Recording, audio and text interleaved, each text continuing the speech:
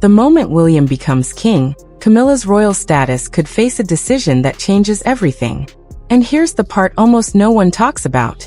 The rules behind royal styles have existed for generations, and history has already shown they can be used. Diana learned that lesson firsthand. Her royal style changed after her divorce from Charles, not after a dramatic public battle, but through a formal royal process.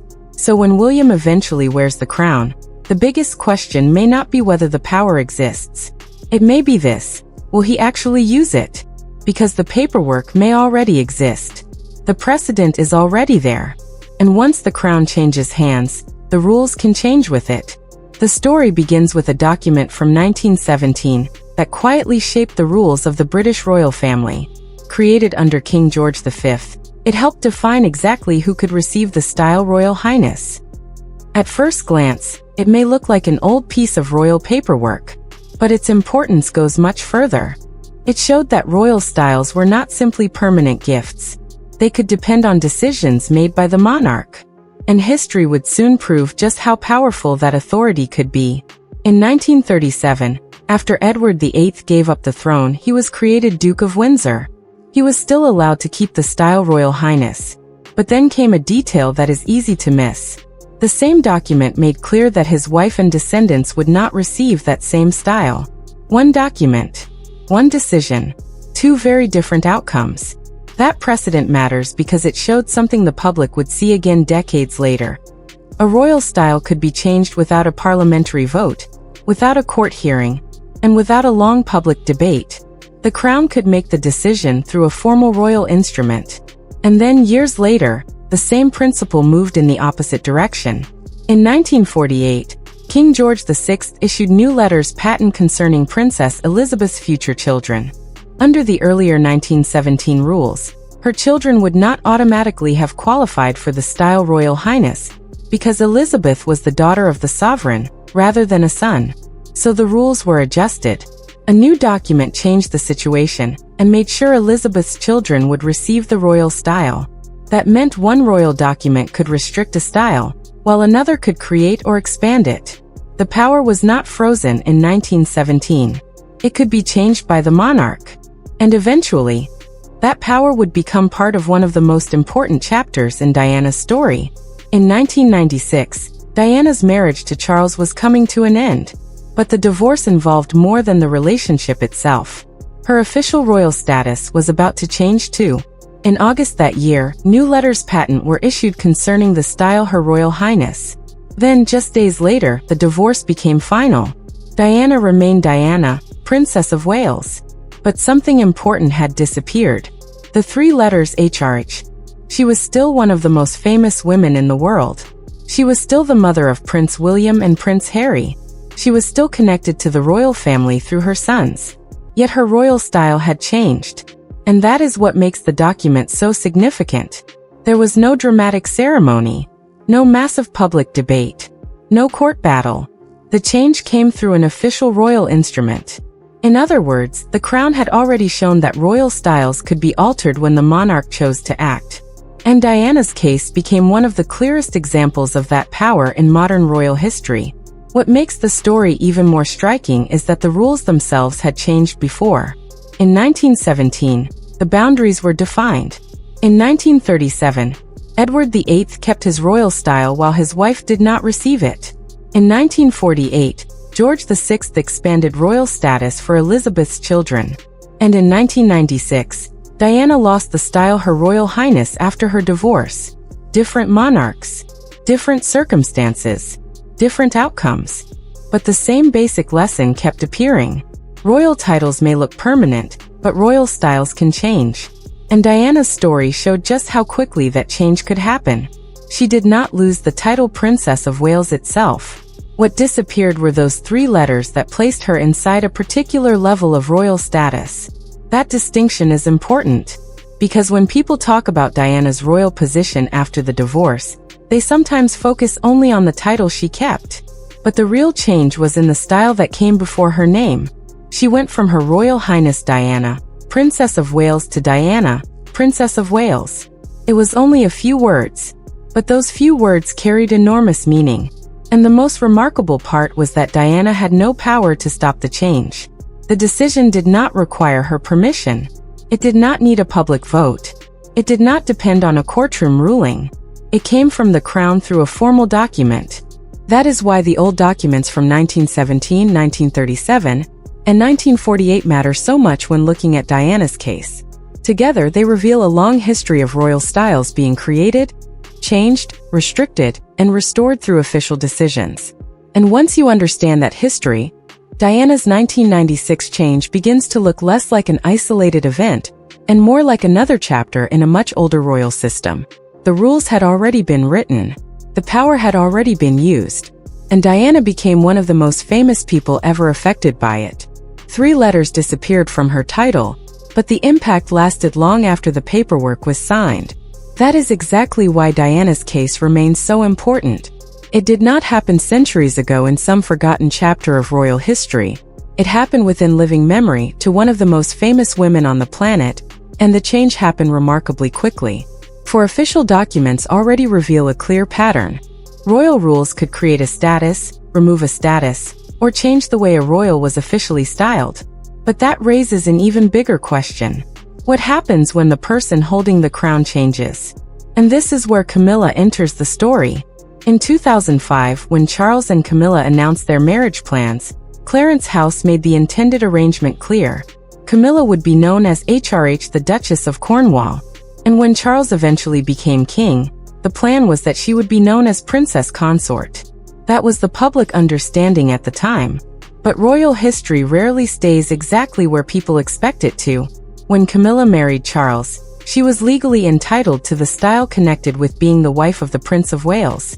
However, she did not use Princess of Wales in practice.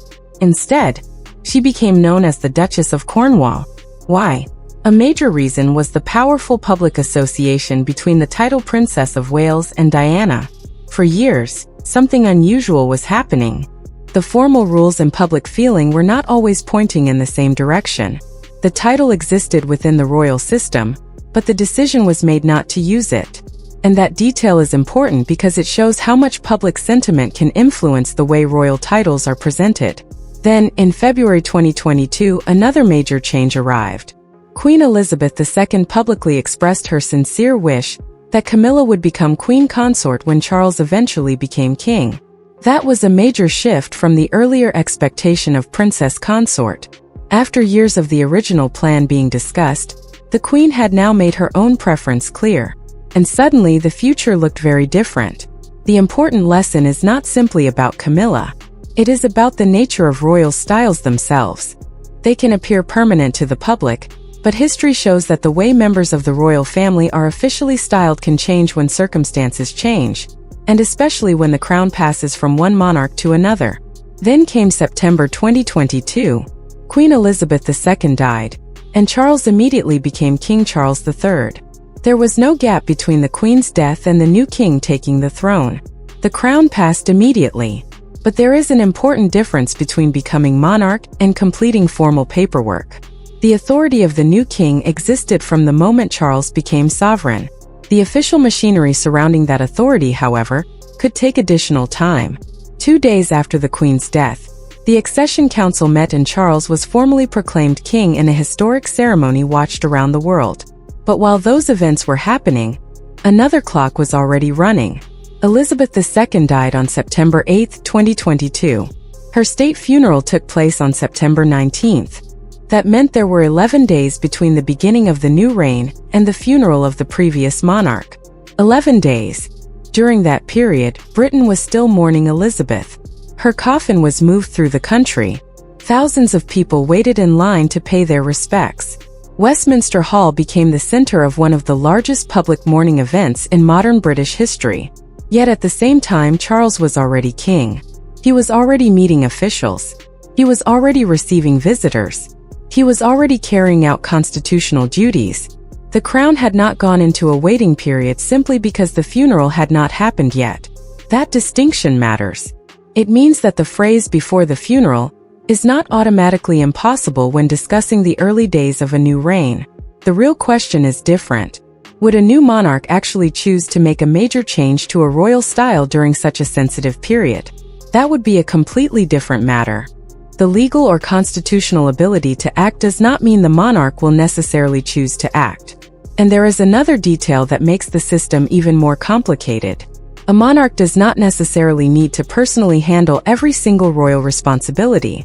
In December 2022, Parliament passed changes involving the Councillors of State. Princess Anne and Prince Edward were added to the group of senior royals who could act as Councillors of State under the relevant rules. First, that may sound like a small technical change, but it reveals something much bigger. The machinery surrounding the crown is not frozen in time. It can be adjusted, it can be updated, and Parliament can change the framework when circumstances require it. Of course, that does not mean Councillors of State can simply make any decision they want. Their powers operate within specific constitutional limits, and certain major acts remain matters for the sovereign personally. But the change still demonstrated that the system surrounding the monarchy can evolve. And that brings us back to the bigger picture. Diana's royal style had been changed through an official process. Camilla's expected future title changed over time. Queen Elizabeth later publicly expressed her wish for Camilla to become queen consort. Charles then became king immediately after his mother's death. And during those 11 days before the funeral, the new reign was already fully underway. Then another subtle change appeared. By 2023, Camilla was increasingly being referred to officially as Queen Camilla, rather than constantly using the longer phrase Queen Consort. To many people, it may have looked like nothing more than a change in wording. But royal titles are rarely just ordinary words. They carry history, rank, identity, and symbolism. And that is why the question of how quickly a new monarch could change a royal style becomes so fascinating. The history shows that royal styles have changed before. The crown has used formal instruments before. Parliament has adjusted parts of the royal system before. And public sentiment has clearly influenced how certain royal titles were used. But none of that proves what a future monarch will actually do. That is the crucial distinction. Having the power is one thing. Choosing to use it is another. And as the royal family has shown again and again, sometimes the most important royal decisions are not the ones announced with a grand ceremony. Sometimes they begin with a quiet change in a document, a title, or even a single line of official wording. And once that wording changes, the public record can change with it. Then comes the part that makes the entire story real. The paperwork. Royal letters patent are not ordinary announcements. They are formal documents prepared through the Crown Office and sealed under the Great Seal. In other words, a royal status does not change simply because a newspaper reports it or a palace statement mentions it. Diana's story showed just how powerful one official document could be. In 1996, a formal instrument changed the way Diana was styled after her divorce from Charles. Once the process was complete, she was no longer Her Royal Highness. There was no huge ceremony, no dramática announcement, no public vote, just an official document, the required seal, and a decision that permanently changed her royal style. That is what makes the process so striking. Behind the scenes, the actual paperwork could move through the system without any major public event. Somewhere within the official records is the trail showing how Diana's HRH style was removed. And then there was another important step. The document entered the London Gazette, the official public record where important royal and government notices are published. The 1917 rules are recorded there. So is the 1996 document connected to Diana? Anyone can look at these records and see how formal royal decisions were written down. And the language is surprisingly simple. There is no emotional explanation, no long discussion about Diana's popularity, no description of what the decision meant to the public, just formal wording. Yet those few lines carried enormous consequences. One document changed the way one of the most famous women in the world was officially addressed. But there is an important limit that often gets lost in discussions about royal titles. Not every royal title is treated in exactly the same way. A royal style, such as HRH, is different from a peerage title, such as a dukedom or earldom. Some matters involving peerages are governed by statute and parliament, meaning they cannot simply be changed by a monarch acting alone. Royal styles, however, have historically been connected to the crown's formal prerogative powers.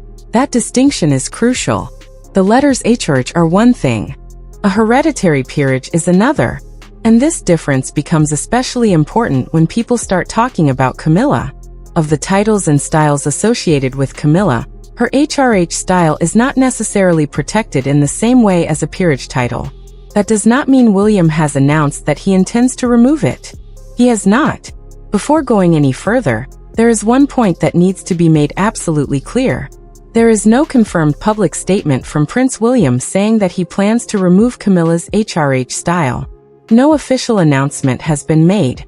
No palace statement has confirmed such a plan. And there is no reliable evidence showing that William has already decided to take that step when he eventually becomes king. That distinction matters. Because it is easy to look at historical royal documents and assume that because something was possible in the past, it is automatically going to happen again. It isn't. History can show us what the crown has done before. It cannot tell us what William will choose to do in the future. And there is another important point when people talk about restoring Diana's HRH. Diana died in 1997. That means nobody can literally give those 3 letters back to her. There cannot be a ceremony where Diana walks into a room and is officially handed back the style she once held. That part of the story is impossible. So what could people actually mean when they talk about restoring Diana's royal status? The answer is much more complicated. They could mean changing how Diana is described in certain official records, historical references, memorial material, or other public documents. In other words, it would not be a physical return. It would be a change to the record. And that difference is extremely important. Diana cannot be brought back to the position she held during her lifetime. But the way her final royal status is described could, in theory, become a subject of discussion. That is very different from saying someone could simply restore her title as if nothing had happened, because the real issue was never just 3 letters. For millions of people, the removal of HRH became a symbol of something much larger. It represented the dramatic change in Diana's relationship with the royal family after her divorce from Charles. Before the divorce, she was Her Royal Highness the Princess of Wales. After the change, she remained Diana, Princess of Wales. That distinction may look small on paper, but inside the world of the British monarchy, those words carried meaning. Diana was still Princess of Wales. She was still the mother of Prince William and Prince Harry. She remained one of the most recognizable members of the royal family, and she remained an enormous figure in modern British history. But the formal royal style that had once appeared before her name was gone. And because the change was made through an official process, it became part of the historical record. That is why the subject continues to attract attention decades later. People are not simply looking at a few letters. They are looking at what those letters represented. They are looking at the moment when Diana's formal connection to the institution changed. And they are asking whether that decision should always remain exactly as it was recorded. But this is where the story needs to remain grounded in fact. There is no confirmed plan from William to rewrite Diana's official status. There is no announcement saying that he intends to change the historical record. And there is no evidence that such a decision has already been made. What does exist is something different. There is a historical precedent. There are official royal documents showing that royal styles have changed before. There are examples of monarchs using formal powers to create, alter, or remove royal styles. And Diana's own case demonstrates that these changes are not merely theoretical. They happened. They became official. And they became part of the public record. But a precedent is not a prediction. That is one of the most important differences in this entire story. Just because something happened under one monarch does not mean the next monarch will repeat it. Every sovereign inherits a different political situation, a different public mood, and a different relationship with the royal family. William would eventually inherit the crown under circumstances that could be completely different from those faced by previous monarchs. So the real question is not simply, can a monarch change a royal style? History already gives us evidence that royal styles can change.